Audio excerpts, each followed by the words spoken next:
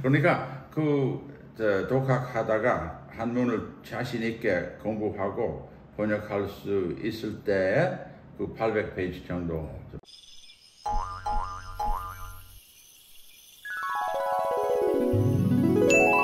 안녕하세요. 여기 마크 피터스입니다. 우물파괴 개구리 연구소인데 오늘 새 친구를 여러분들께 좀 소개해 드리려고 합니다. 이분은 박호현이라고, 또한 박호우 족보 이름도 있고, 이분은 제가 최근에 만난 분인데 아주 감동적으로 만났는데, 왜냐하면은 이분은 미국에 공부를 했는데, 공부는 경제학하고 통계학, 조지 워싱턴 대학교에서 공부하셨는데, 한국에 와서 어쩐지 자기 가족에 대해서, 가족의 문집, 여러 가지 책에 대해서 관심 갖게 되는데, 왜 그렇게 관심 가지셨어요? 이제 코로나 때 이제 한국에 왔는데 2020년에, 근데 제가 우연하게 유튜브에서 Finding Your Roots라는 PBS의 이제 프로그램을 보게 됐거든요. 근데 거기서는 이제 보면은 미국의 이제 뭐 정치인이나 언론인이나 아니면 뭐 랩스타나 뭐 사람들이 출연해서 본인의 몰랐던 자신의 이제 가족사에 대해서 알게 되고, DNA나 뭐 족보나 아니면 뭐 birth certificate 같은 호적 문서를 통해 가지고 그 사람의 책을 만들어 주거든요. 근데 저는 한국인인데 제 증조할아버지, 고조할아버지 이름도 모르는 거에 대해서 좀 부끄러움이 생겨가지고 이거는 좀 해결을 해야겠다. 그러니까 조금 연구한 거 아니고 아주 깊이 연구했다는 거 알고 있는데, 그 문서, 자기 파남팍 씨의 여러 문집 같은 거 번역을 해서 800페이지 책으로 지금 준비 중입니다. 근데 그 옛날 책 읽으면 한자 알아야 되지 않습니까? 한문이라고 알아야 되지 않습니까? 그거 어떻게 배우셨어요? 제가 이제 전공을 통계를 했는데, 통계 같은 경우는 이제 원래 있는 데이터를 이제 활용을 하는 건데, 특히 활용을 할 때 이제 단어 같은 거에 대해서 패턴을 발견하고, 그거를 이제 코딩이나 그런 걸로 이제 인식을 하고, 그러니까 한문을 이제 인식을 해서 그 인식한 단어를 이제 번역하고, 번역을 하는데 그 중간에 이제 뭐라 그러냐, 연결하는 글자가 있잖아요. 이제 그런 거 같은 경우는 이제 계속 책을 읽다 보면은 어느 순간 그것도 어디서 문장을 끊어야 되고 어디서 문장이 끝나고 이제 그런 거가 보이기 시작하거든요. 근데 그게 한 최소 1년 이상은 제가 계속 그 작업을 했던 것 같습니다. 독학으로 한문을 이렇게 독학하셨는데 아주 좀 머리가 좋으신 분이에요. 그러니까 독학하다가 한문을 자신 있게 공부하고 번역할 수 있을 때 그 800페이지 정도 번역했어요. 아주 대단한 겁니다. 그거 번역하는데 재미있는 일이 있었을까요? 저는 사실 한시를 되게 좋아하거든요. 그러니까 한자로 쓰여진 시가, 한시가 현대시랑은 좀 다르게 굉장히 정형화돼 있고, 이제 거기는 되게 구조가 갖춰져 있거든요. 근데 한시가, 저는 사실 시가 아름다운 걸 사실 모르고 살았는데, 저는 미국에서 T.S. 엘리엇 휘트맨을 다 했고, 처음 배웠던 것도 어리시 같은 걸 그게 다 IMB 펜타메트를 해가지고 다 포에릭, 그러니까 리터레이처인데, 근데 저는 시를 굉장히 싫어했거든요.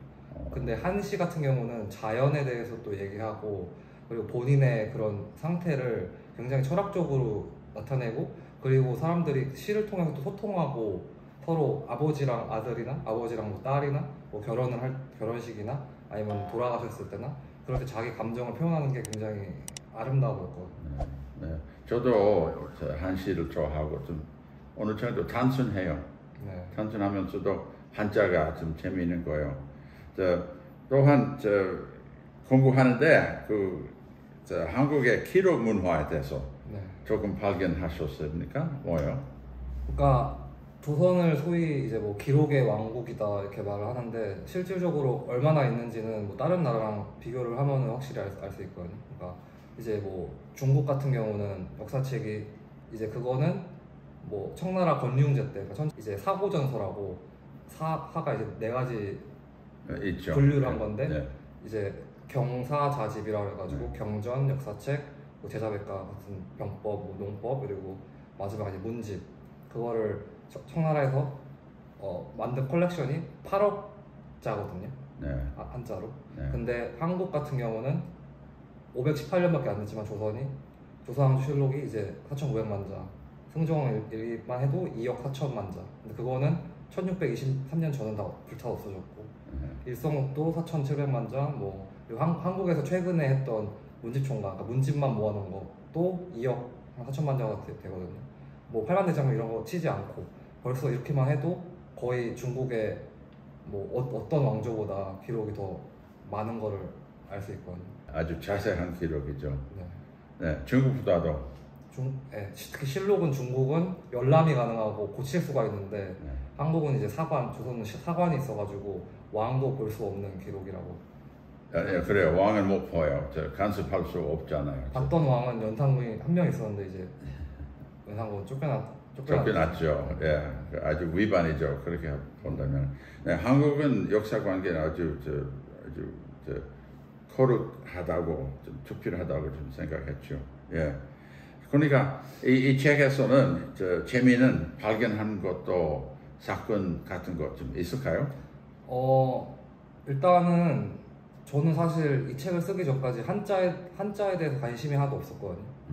한문을 제가 읽을 수도 없었고 그래. 요즘엔 국한문 혼용이 아니라 한글로만 가리키니까 저는 한글로만 배웠거든요. 젊은 세대가 네. 네, 제가 처음 한국 올 때는 아직도 한자 많이 썼었어요. 네. 길가에 간판도 다 한자예요. 근데 지금 그거 다 잃었어요. 완전히 바꿨어요. 네. 근데 제가 역사를 보다 보니까 뭐 광개토대왕릉비도 한자로 쓰여 있고 한문으로 쓰여 있고 그리고 뭐 신라에서 진흥왕 순수비가 됐건 아니면은 불국사의 뭐 불교 경전이 됐건 아니면은 뭐 고려에서 나온 뭐 책들이 됐건 다 이제 이게 한문을 사용하고 한자를 쓰는데 그리고 또 일본이랑 뭐 베트남이랑 뭐 사신들이 만나서 필담으로 서로 그렇죠. 의사 표현을 하는 걸 보면서 네. 아 그냥 한자가 알파벳 같이 그냥 동아시아에서 공용 문자구나. 옛날에 이제 한문이 고문이라 그래가지고 뭐 당나라 때까지 썼던 그 옛날 청나라 때도 썼었고 조선도 쓰고 일본도 쓰고 같은 이게 언어구나라는 걸 많이 느꼈거든요. 그래서 필담이라는 말은 좀 재미있어요. 네. 필담, 붓으로 대화하는 거. 예. 그러니까 이게 꼭 누구에 속한 누구가 내 거고 네 거가 아니라 이건 다 같이 공유하는 거지. 학문이라는 게 다 영어라는 것도 제가 논문을 영어로 쓰고 제가 영어로 교수님이랑 말을 하지만 제가 뭐 영국 거를 제가 쓰는 건 아니고 저는 제 의사소통을 하기 위해서 쓸 뿐이잖아요. 내가 똑같은 거 같아. 그게 비유가 한자랑 한문도 알파벳과 뭐 영어나 뭐 라틴 같은. 조선에 대해서 보통 이제 선비의 국가고 붓은 강한데 그래. 칼은 힘은 없다 네. 라고 저도 선입견이 있었는데 네. 근데 제가 조사를 하고 저희 책을 쓰다 보니까 저희 집안에서 그 박강이라는 분이 계셨는데 그분이 이제 신기전이라고 이제 로켓을 1448년에 네. 개발하셨거든요. 네.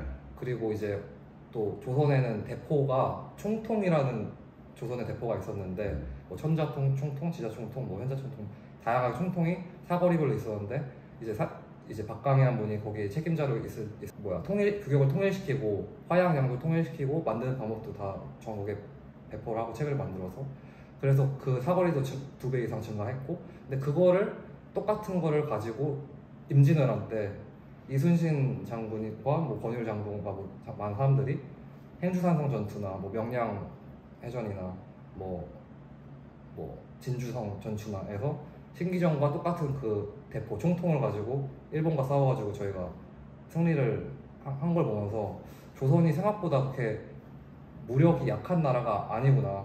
네, 그래요. 일본에는 대포를 배 안에서는 못 쓰는 거 있죠. 일본 배 나무는 약해요. 네. 네. 그러니까 판옥성 같은 경우는 나무가 두껍고 단단하기 때문에 네. 거기서 충분히 그 반동을 이겨서 대포를 쏠 수가 있는데 일본 배는 그런 일단 문화도 없고 대포를 만드는 기술도 없어서 그래서 바다에서 싸우면 이순신 장군이 백전백승할 수밖에 없었던 게 물론 이제 훈련을 열심히 했고 전술이 뛰어난 것도 있지만 무기의 힘도 있었다. 근데 그 무기가 세종대왕 때 1400년도에 벌써 만들어진 무기였다. 아이고 재밌는 거 좀 많이 배우셨네요. 그러면 여러 연구를 하셨는데